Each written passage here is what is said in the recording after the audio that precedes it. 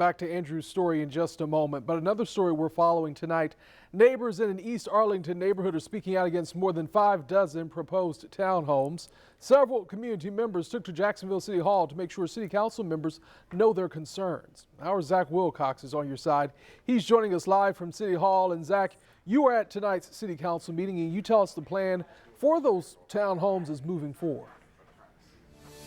Yeah, Anthony, at least for now, got a few more meetings to go through. I tell you what, I went out to the neighborhood today, and everybody I talked to out there were not particularly happy about these townhomes. And the folks who came to city council, they weren't very happy either. They respect the right that the developer has to build something, but they would like to see some sort of compromise.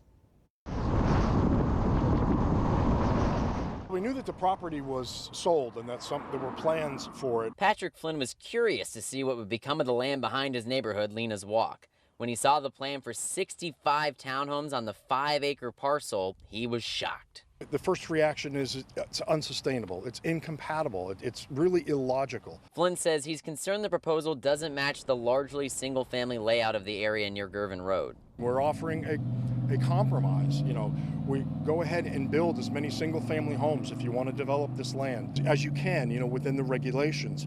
But we are opposed to the changing of the land use. I don't think it can hold up to the traffic. Balcony is going to be 22 feet in the air, looking down and into my home and onto my property.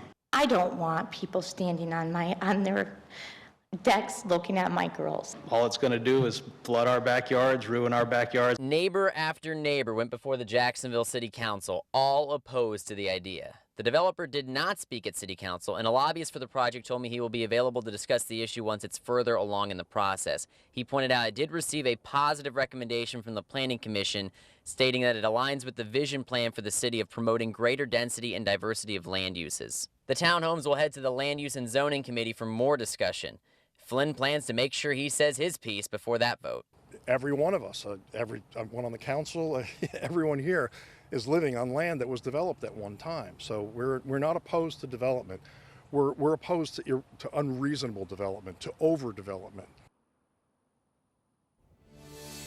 So the townhomes are on the agenda for next week's Land Use and Zoning Committee, and then following week after that, it'll be back at City Council. So a few more meetings here before this is a done deal, but the folks who are at City Council mentioned that they're going to be there every step of the way. In downtown, Zach Wilcox, First Coast News, on your side.